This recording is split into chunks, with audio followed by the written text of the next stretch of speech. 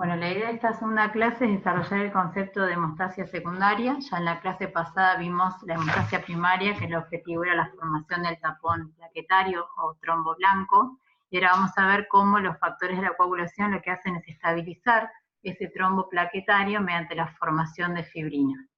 Por eso vamos a repasar el concepto de hemostasia, y habíamos dicho que la hemostasia se refería al conjunto de interacciones que se producen entre los componentes de la sangre, en este caso las plaquetas y los factores de la coagulación, y los de la pared vascular, que impiden de esta forma la salida de la sangre desde el compartimento vascular. Si lo tuviéramos que definir, entonces la hemostasia es el proceso que lo que hace es mantener la integridad de un sistema circulatorio cerrado y de alta presión después de que se produce un daño vascular. Frente a una injuria, entonces, tenemos la coagulación, que la dividíamos en una hemostasia primaria y una hemostasia secundaria. La hemostasia primaria lo que tiene como finalidad, dijimos, es la formación de un trombo blanco. En esto participa fundamentalmente endotelio y plaquetas, mediante la secuencia de acciones que vimos la clase pasada, que vamos a repasar hoy: adhesión, activación, secreción y agregación plaquetaria. Y una hemostasia secundaria, que de manera esquemática se divide en una hemostasia a través de una vía intrínseca y una vía extrínseca, que tiene como finalidad la formación de un trombo amarillo o trombo de fibrina. Ambas vías, extrínseca y la vía intrínseca, van a converger en una vía común, ¿sí?, que tiene como finalidad la formación de fibrina mediada por la trombina. Y esta fibrina justamente tiene un papel esencial en la hemostasia como producto principal de la cascada de la coagulación y como sustrato de la fibrinólisis, que lo vamos a desarrollar la clase siguiente, en lo que tiene que ver con la degradación del coágulo mediado por la plasmina. Entonces, repasando, vimos la clase pasada algunos conceptos referentes a plaquetas. Ya vimos que las plaquetas eran consideradas como restos citoplasmáticos de los megacariocitos. Sin embargo, actualmente se sabe que en realidad son células anucleadas que tienen un rol fundamental en la hemostasia, en la trombosis y en diferentes procesos como el remodelado vascular, la inflamación y el control de las infecciones.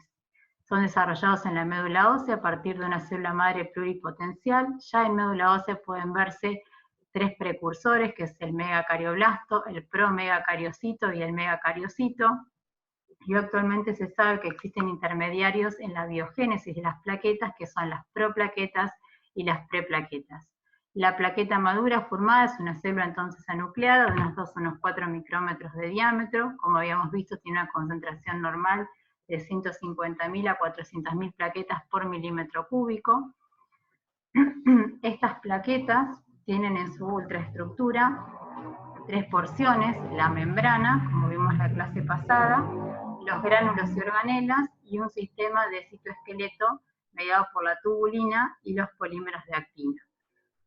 La plaqueta se extiende a través de múltiples ramificaciones del sistema canalicular conectado a la superficie. Por fuera tiene el glucocálix, que como vimos era el responsable de la carga negativa de la superficie, que impide en condiciones normales la adhesión de la plaqueta al endotelio, y a su vez tiene receptores glucoproteicos, como vimos, la glicoproteína 2B3A, la glicoproteína 1B59, y receptores para el colágeno del factor de von Willebrand.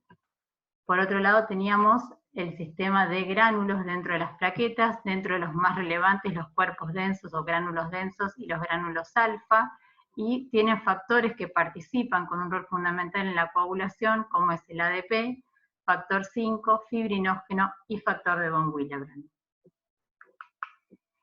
Por otro lado, teníamos la pared vascular, que como vimos estaba formada por sus tres túnicas: la túnica íntima, la túnica media y la túnica adventicia. Y estas células endoteliales habíamos dicho que participaban en la integridad estructural y funcional de la pared vascular, ya que actuaban como un órgano senso-efector de su entorno. En la pared vascular se van a expresar tres componentes fundamentales para la coagulación, como es el factor de von Willebrand, el factor tisular y el colágeno. Y por último tenemos, bueno, obviamente existe un equilibrio entre los factores que favorecen la trombosis y los que inhiben la trombosis. Cuando este equilibrio se rompe, se produce ya sea sangrado o la formación de un trombo. Y por último tenemos la cascada de la coagulación, en la que hay formación de factores de la coagulación. Estos factores de coagulación son sintetizados en el hígado. Algunos son factores de coagulación, otros actúan como cofactores. Este proceso de la coagulación vimos que es un proceso dinámico y complejo en el que van a participar numerosas proteínas plasmáticas. Muchas de estas circulan como sininógenos, que al ser activados adquieren actividad enzimática de serinoproteasas. Y otros cofactores que circulan como procofactores y necesitan ser activados por vía enzimática. De estos cofactores, los más importantes, fibrinógeno, la protrombina, el factor tisular, el calcio, antiguamente se llamaba como factor 4, ahora directamente se habla de calcio. Luego tenemos cofactores, los más importantes son el factor 5 y el factor 8, y vamos a ver que hay un subgrupo de cofactores o factores de la coagulación que se llaman vitamina K dependientes, que son el factor 2, el factor 7, el factor 9 y el factor 10, y otros factores que participan en la fibrinolisis, como son la proteína C y la proteína S. Entonces, dijimos que en condiciones normales existe un equilibrio entre las sustancias anticoagulantes y procoagulantes, y el objetivo final de la coagulación va a ser la formación de fibrina. Entonces, repasando algunos conceptos que desarrollamos en la clase pasada sobre hemostasia primaria, dijimos que después de que se produce una lesión vascular, se va a producir una vasoconstricción de una breve duración, que en gran parte se atribuye a mecanismos neurogénicos, reflejos, que van a estar mediados por adrenalina y noradrenalina, que actúan sobre los receptores alfa de los vasos, y a su vez por la secreción de ciertos factores locales, como son el tromboxano A2 y la endotelina. ¿Cuál es la finalidad de la vasoconstricción? Disminuir el radio del vaso, que como ya adelantamos la clase pasada a través de la ley de Poiseuille, vimos que el flujo a través de un vaso es directamente proporcional al radio elevado a la cuarta potencia. ¿Qué significa esto? Que variaciones muy pequeñas del radio del vaso van a producir una marcada disminución del caudal o del flujo sanguíneo. A su vez, la disminución del calibre del vaso lo que nos va a favorecer es la aproximación de la plaqueta a la pared vascular para favorecer de esta forma la adhesión. Entonces, una vez que se produjo la vasoconstricción, comienza la etapa de hemostasia primaria. La primera etapa habíamos dicho que era la adhesión plaquetaria, y esta adhesión va a estar mediada por receptores o glucoproteínas de membrana, ¿sí? El factor de von Willebrand, que se va a unir a la glucoproteína plaquetaria 1B59, el colágeno, que se va a unir a través de la glucoproteína 6. Una vez que se adhiere a la plaqueta, comienza la fase de activación y secreción plaquetaria. Vamos a ver que al activarse las plaquetas, estas cambian su forma y se van a convertir en esferas que emiten pseudópodos. Al unirse las plaquetas, estas se activan. ¿Y qué significa que estas plaquetas se activan? Que se van a activar sus enzimas, la fosfolipasa C y la fosfolipasa A2. Y vamos a ver que la fosfolipasa C lo que hace es, a través del sistema calcio-calmodulina por inositol trifosfato, va a participar en la regulación del calcio intracelular, que va a ser necesario para, en definitiva, la degranulación o la secreción de los gránulos. Por eso la fase de activación y secreción están íntimamente ligadas. Y por otro lado, la fosfolipasa A2 lo que hace es liberar el ácido araquidónico, que ingresa a la vía de la ciclooxigenasa, y a través de esta vía va a producir el tromboxano A2, que es un potente vasoconstrictor que también se libera por una reacción de degranulación o secreción de los gránulos. Por lo tanto, simultáneamente con la activación se produce secreción plaquetaria de estas sustancias activas que están almacenadas en los gránulos alfa y los gránulos densos. De estos factores que son secretados, los más importantes que tienen que recordar son el ADP, el tromboxano A2, y a su vez las plaquetas van a expresar receptores de superficie, como es la glicoproteína 2B3A, que es necesaria para la agregación plaquetaria. Entonces, por último, la última fase de la hemostasia primaria, tenemos la agregación, que como habíamos dicho en esta fase, va a estar mediada por la glicoproteína 2B3A.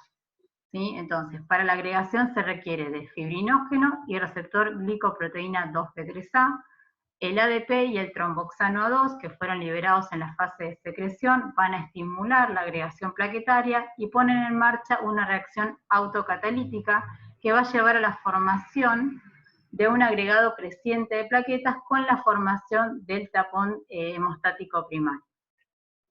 El fibrinógeno es también un potente cofactor de la agregación, ya que las plaquetas activadas por el ADP se unen al fibrinógeno y este a su vez a otras plaquetas mediado por el receptor glucoproteico 2B3A, formando así grandes agregados de plaquetas.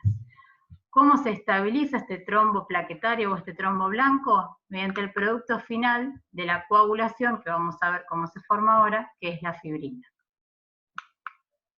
Entonces, fíjense, la unión o agregación plaquetaria está mediada por el fibrinógeno a través del complejo glucoproteína 2B3A, y cómo la plaqueta se adhiere al colágeno o al tejido subendotelial a través de la glicoproteína 1B59. La hemostasia primaria, que lo vamos a ver en la clase próxima, se evalúa a través del tiempo de sangría, que en condiciones normales es de unos 3 a unos 7 minutos. ¿En qué situaciones puede verse alterada la hemostasia primaria? En situaciones en las que estas glicoproteínas de superficie estén afectadas, por ejemplo, en la trambastenia de Glanzmann, en la que hay una alteración de la glicoproteína 2B3A, en la enfermedad de von Willebrand, donde hay una deficiencia del factor de von Willebrand, que habíamos visto permitía la unión del colágeno a la glicoproteína 1B59, y en el caso de la enfermedad de Bernard-Solier, donde hay una deficiencia de esta glicoproteína.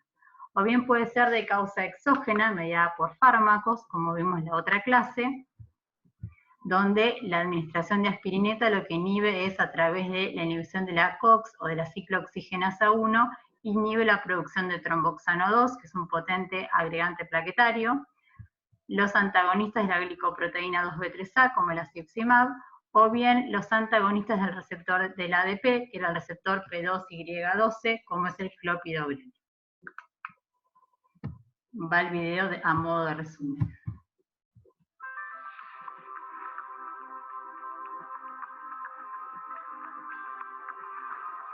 In a first step towards clot formation, platelets are recruited to the site of vessel injury by now exposed molecules of the vessel wall, such as collagen. Factor de von Willebrand, colágeno. This factor mediates the linking of platelets to collagen via a specific receptor y el receptor, in the platelet la glicoproteína 1B59, mediada por factor de von Willebrand, se va a unir al colágeno. Se produce la adhesión y activación de la plaqueta, fíjense cómo emite los pseudópodos, y se produce la reacción de secreción, donde se libera ADP, que se une a su receptor del ADP, y ¿qué es lo que me va a activar? La glicoproteína 2B3A, que permite la agregación plaquetaria, unión plaqueta-plaqueta.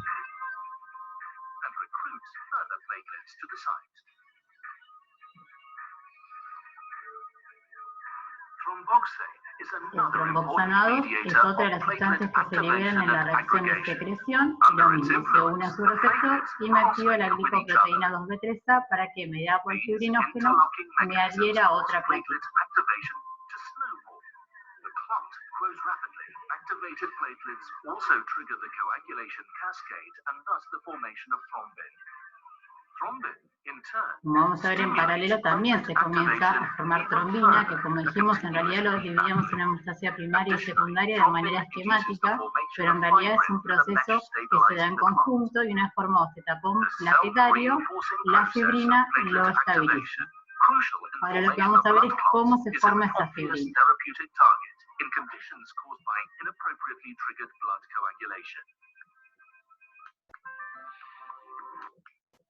Entonces, vimos la hemostasia primaria y hoy nos vamos a centrar en la hemostasia secundaria. La próxima clase dejamos la fibrinolisis. Entonces, se consideraba que las reacciones de la coagulación se llevaban a cabo de una manera secuencial, en donde cada factor era una proenzima que al ser activada se transformaba en una enzima capaz de activar a otra enzima. Y de esta teoría nació la definición de cascada de la coagulación, que tenía como principal función generar justamente la activación de la protrombina a trombina, que es la enzima llave de todo este evento final, que era la transformación del fibrinógeno en fibrina, que consolidaba el tapón plaquetario previamente formado en la hemostasia primaria. Se habla así de una vía intrínseca y una vía extrínseca. La vía extrínseca se refiere a que se necesita algún componente extraño o externo a la sangre, mientras que la vía intrínseca es iniciada por un factor intrínseco a la sangre. Y estas convergen en la vía común en la que se va a formar un activador de la protrombina, actualmente se lo conoce como protrombinasa, que cataliza la conversión de la protrombina en trombina para formar la fibrina. ¿Qué es la protrombina? Es una alfa-globulina con un peso molecular de unos 68.700 Dalton, que se desdobla en trombina con un peso molecular de 33.700 Dalton, y vamos a ver, como dijimos antes, que era un factor vitamina K dependiente, o sea, para su activación requiere de la vitamina K. ¿Por qué requiere de la vitamina K? Porque necesita una reacción de gamma carboxilación. La enzima epóxido-reductasa lo que hace es reducir a la vitamina K, y la vitamina K reducida es un cofactor para la activación de estos factores de la coagulación. ¿Cuáles eran los factores vitamina K dependientes? El factor 2, el factor 7, el factor 9 y el factor 10. ¿En qué situaciones puede haber una deficiencia de vitamina K? En caso de una ingesta inadecuada, en caso de una mala absorción intestinal, ya que la vitamina K es una vitamina liposoluble, o en casos de algún tipo de enfermedad hepática. A su vez, los niños, los neonatos, pueden ser susceptibles a tener deficiencia de vitamina K, y esto tiene que ver con que el factor 7 tiene una vida media muy corta, y por lo tanto pueden tener deficiencia de vitamina K. Es por eso que a los neonatos al nacer se les da vitamina K intramuscular. Inicialmente, al haber deficiencia de factor 7, que lo vamos a ver más adelante, lo que se va a alterar es el TP, mientras que si se prolonga en el tiempo esta deficiencia de vitamina K, me va a afectar a los otros factores vitamina K dependientes, como son el 12, el 9 y el 10, y se va a alterar o prolongar el tiempo parcial de tromboplastina activada. ¿Cuál es el producto final? La fibrina, que se forma a partir del fibrinógeno, ¿sí? El peso molecular es de unos 340 kilodalton, y vamos a ver que está compuesta por 3 pares de cadenas polipeptídicas que se sintetizan en un proceso dividido en 3 fases. Una fase proteolítica, una fase de polimerización y una fase de estabilización. En esta fase proteolítica, la protrombina actúa sobre las regiones aminoterminales de las cadenas alfa y beta y me va a liberar 2 péptidos, que son el fibrinopéptido A y B, y la molécula restante es el monómero de fibrina. En la fase de polimerización, lo que se produce es el agregado de estos monómeros de fibrina para formar una fibrina SO soluble, y finalmente en la fase de estabilización se van a formar uniones covalentes en esta fibrina polimerizada, y el responsable justamente de estabilizar esta fibrina es el factor 13, que va a ser activado por la misma trombina. Entonces, ¿cómo se genera, cómo comienza la vía extrínseca? A partir del factor tisular, que estaba justamente a nivel del vaso, que me va a activar al factor 7, este factor 7 activado me va a activar al factor 10, y vamos a tener así un activador de la protrombina o protrombinasa.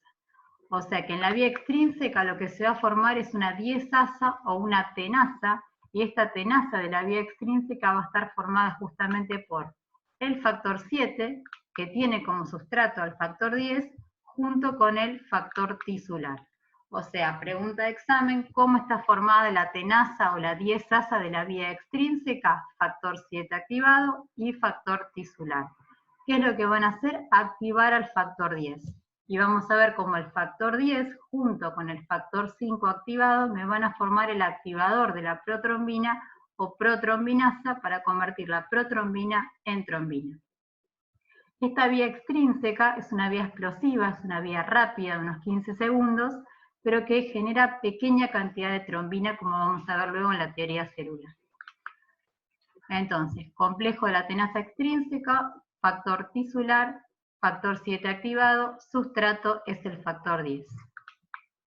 Luego tenemos la vía intrínseca, que va a ser activado por el factor plaquetario 3, que va a activar al factor 12, este factor 12 activado, que también puede ser activado por la calicreína, vía de la precalicreína o el cininógeno de alto peso molecular.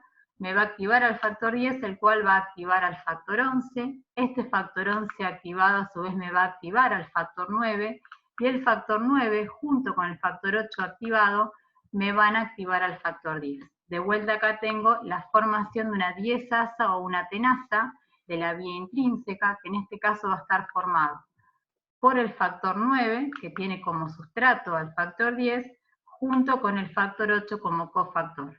De vuelta, pregunta de examen, ¿cómo está formada la diezasa o tenasa de la vía intrínseca? Factor 9 activado, junto con el cofactor, que es el factor 8 activado, que me van a permitir la activación del factor 10, y de vuelta tengo acá que el factor 10 junto con el factor 5 activado me va a formar la protrombinasa o activador de la protrombina. En este caso, la vía intrínseca o la activación de la diezasa o la tenasa de la vía intrínseca se produce por un trauma sanguíneo, es una vía más lenta y es una vía en la que se genera mayor cantidad de trombina. Fíjense entonces, complejo de la tenasa intrínseco, factor 8 activado, que es el cofactor, factor 9 activado y el sustrato, el factor 10. Una vez que se forma la trombina produce una reacción autocatalítica que va a activar, fíjense, al factor 13, que dijimos que era el que estabilizaba a la fibrina S o fibrina soluble para formar el polímero de la fibrina. Me activa el factor 5, ¿para qué? Para que se genere más protrombinasa o activador de la protrombina. Me va a activar al factor 8, ¿para qué? Para que se forme la diezasa de la vía intrínseca. Me va a activar también al factor 9. Se hace una reacción autocatalítica. Si se fijan acá, tenemos entonces que el factor tisular activo, junto con el factor 7 activado, que formaba la tenasa, y el factor 9 activado, junto con el factor 8, la otra tenasa de la vía, me van a formar en definitiva ambas diezasas o tenasas, el complejo protrombinasa, formado por el factor 10 activado, junto con el cofactor, que es el factor 5, para convertir la protrombina en trombina. Y esta trombina produce la explosión o la producción de trombina mediante un mecanismo de retroalimentación, con lo que se va a activar más protrombina y factores 8, 9, 10, 11 y 12. La próxima clase vamos a ver cómo la vía intrínseca se evalúa a través del tiempo parcial de tromboplastina activada, que normalmente mide entre 25 y 45 segundos, mientras que la vía extrínseca se va a evaluar a través del TP o del RIN. Entonces, una vez que se formó la protrombinasa o activador de la protrombina, factor 10, junto con el factor 5, se va a catalizar la conversión de la trombina. Video a modo de repaso. At the site of vessel injury, the first platelets arrive to start sealing the wound. Simultaneously, the coagulation cascade with its various coagulation factors is activated. This involves two pathways, the extrinsic and the intrinsic pathway. Extrinsic activation begins with now exposed molecules of the vessel wall, such as tissue factor, which forms a complex with factor 7. Tenasa de la vía extrínseca. To the activation of factor 10. This factor 10A is the point at which the extrinsic and the intrinsic pathways of the coagulation cascades meet. The intrinsic pathway consists of various coagulation factors activating each other in a chain reaction. Fíjense, tenasa de la vía intrínseca. Sustrato, factor 10, y me va a dar el factor 10 activo. Since the two pathways merge at the level of factor 10A, this factor has a pivotal role in the coagulation cascade. Factor 10 activado con el cofactor 5, protrombinasa, que es la que hace convertir la protrombina en trombina.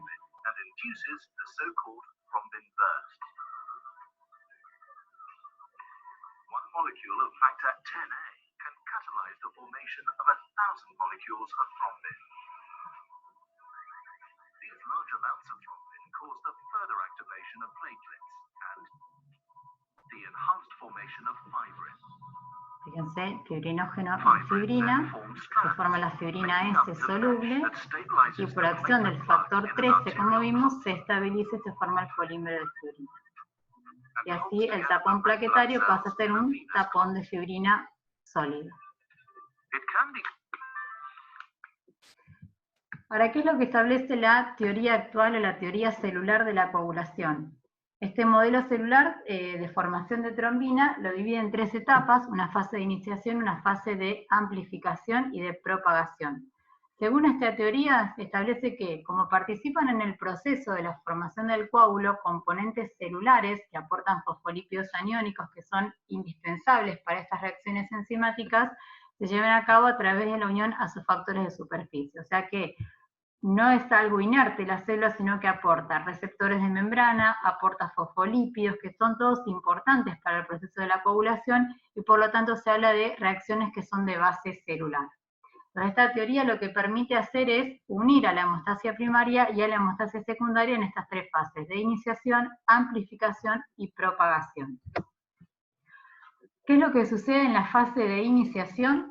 Como habíamos dicho, para que se produzca o comience la reacción de hemostasia, tiene que producirse una injuria a nivel de la pared del vaso. Entonces, esto permite que el plasma entre en contacto con el factor tisular, y este factor tisular está expresado en la membrana celular. Lo que hace es activar al factor 7, ¿sí? Y como habíamos dicho, el factor 7 activado junto con el factor tisular, que me formaban la tenasa o el complejo tenasa de la vía extrínseca. Esto me va a activar al factor 10, y el factor 10 activado junto con el factor 5 me formaba la protrombinasa, que cataliza la conversión de la protrombina en trombina. En esta fase se llama de iniciación porque la cantidad de trombina que se forma por el complejo de la tenasa extrínseca es muy pequeña, es como una pequeña mecha que comienza la cascada de la coagulación. Y a su vez, en esta fase de iniciación, lo que se produce es que por acción del factor tisular y del factor 7 activado, se va a activar el factor 9, que si se acuerdan, el factor 9 forma parte de la vía intrínseca, por lo tanto es un sitio donde convergen ambas vías, la extrínseca y la intrínseca. Entonces fíjense cómo, frente a la injuria, el factor tisular se une al factor 7 activado, y este factor 7 activado lo que me va a formar es la tenasa de la vía extrínseca, que me va a activar al factor 10, y a su vez el factor 9 se va a activar, y este factor 9 se va a expresar a nivel de la pared de la plaqueta para activar la tenasa de la vía intrínseca. Una vez que se activa el factor 10, se une a su cofactor el factor 5 activado y me va a formar la protrombinasa o complejo de la protrombina. Y finalmente este factor lo que va a hacer es convertir la protrombina en trombina. Pero como dijimos en esta fase de iniciación, la cantidad de trombina que se forma es muy escasa.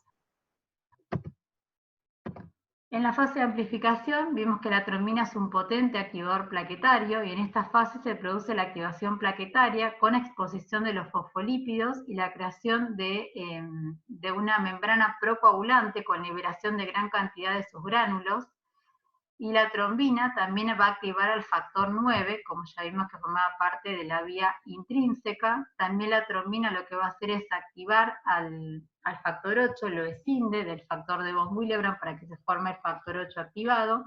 Entonces tenemos así que el factor 9 junto con el factor 8 me van a formar la tenasa de la vía intrínseca, y durante la activación las plaquetas van a liberar de sus gránulos el factor 5, que va a ser activado para formar la protrombinasa. De esta manera, en esta etapa de amplificación, se va a formar la tenasa de la vía intrínseca, se van a su vez a activar en la superficie de la plaqueta la glicoproteína 1B59, necesaria justamente para la adhesión plaquetaria, y la glicoproteína 2B3A, que es fundamental para la agregación de las plaquetas. Entonces, las pequeñas cantidades de trombina formadas en esta fase inicial lo que hacen es activar al factor 5 y al factor 8, como dijimos. El factor 5 es fundamental para la formación del complejo protrombinasa, mientras que el factor 8, junto con el factor 9 activado, que ya se había activado en la fase de iniciación, me va a permitir la formación de la tenasa de la vía intrínseca. Además, el complejo von Willebrand factor 8 se une a las plaquetas a través de la glicoproteína 1B59, ¿sí? Haciendo más eficiente así la activación del factor 8 por la por la trombina, y por otro lado tenemos que la tenasa de la vía intrínseca es un mecanismo mucho más potente, se cree que es 50 veces más potente que el tenasa de la vía extrínseca para la formación de trombina. Finalmente tenemos la fase de propagación en la cual se va a formar gran cantidad de tenasas, principalmente de la vía intrínseca, y el complejo protrombinasa, y este complejo lo que hace es activar al factor 10, que se une al factor 5 para formar la protrombina. De esta forma se forma gran cantidad de trombinas, a diferencia de lo que pasaba en la fase de iniciación, donde la cantidad de trombinas formada era muy pequeña. Finalmente, entonces, como habíamos dicho, la trombina se activa y era estabilizada, cataliza la conversión del fibrinógeno en fibrina, y a su vez la fibrina se estabiliza por acción del factor 13, también activado a través de la trombina. Desde entonces se forma la trombina que activa el fibrinógeno en fibrina, y esta fibrina era estabilizado por el factor 13. ¿Qué es lo que sucede en ausencia del factor 8, que es la conocida como hemofilia A, o deficiencia del factor 9, que es la hemofilia B?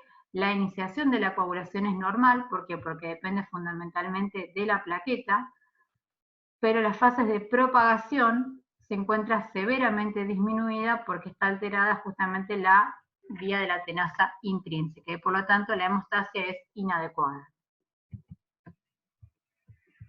A modo de repaso. Molecules of the vessel wall, such as tissue factor, which forms a complex with factor 7. Finally leading to the activation of factor 10. This factor 10A is the point at which the extrinsic and the intrinsic pathways of the coagulation cascade meet.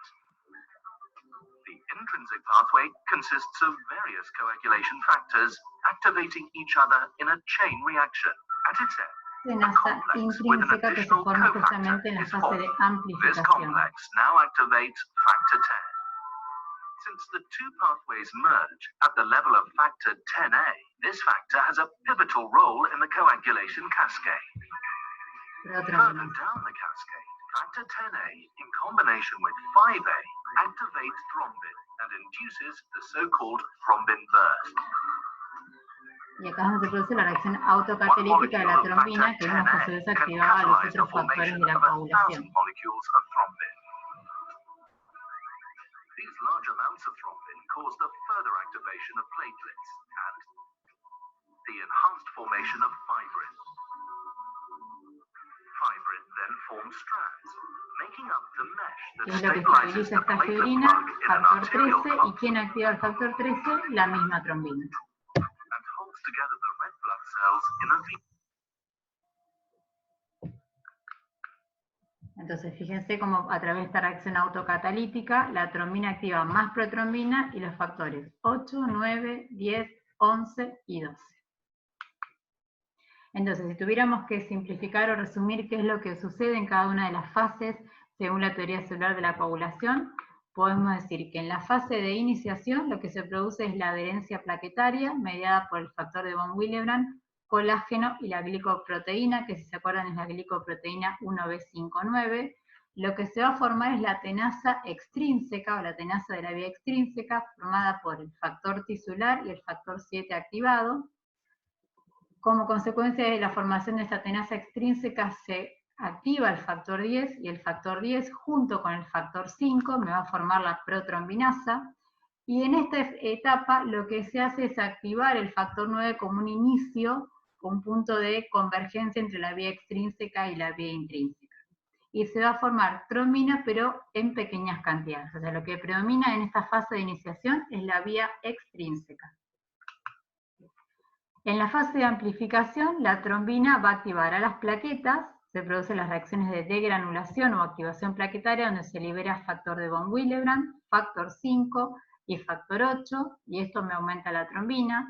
Se van a activar factores como el 5, el 8, el 9 y el 11. Estos factores, 5 y 8, lo que hacen es activar más plaquetas, ¿sí? Y finalmente se forma la tenasa de la vía intrínseca, que estaba formada por el factor 8 activado y por el factor 9 activado. Acuérdense que la trombina lo que permitía escindir era el factor de von Willebrand del factor 8 para permitir su activación, y de esta forma que el factor 8 se una al factor 9 que ya se había generado ¿en dónde? En la fase de iniciación. Y de esta forma comienza a producirse mayor cantidad de trombina. Y por último, en la fase de propagación, las plaquetas ya están activadas, se formó tenaza intrínseca y protrombinasas en gran cantidad, y esto hace que se genere trombina y fibrinógeno en gran cantidad. Entonces, por último, como dijimos, el depósito de fibrina lo que hace es estabilizar el tapón plaquetario formado en la hemostasia primaria, y estas plaquetas se estabilizaban mediado por el factor 13, que lo activaba a su vez la trombina. Entonces, si se acuerdan, en la primera clase cuando vimos fisiología de la sangre, dijimos que el coágulo está formado por fibrinas, glóbulos rojos, plaquetas y plasma.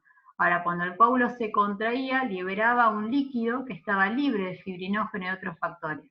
¿Cómo se llamaba ese líquido libre de factores de coagulación y fibrinógeno? El suero.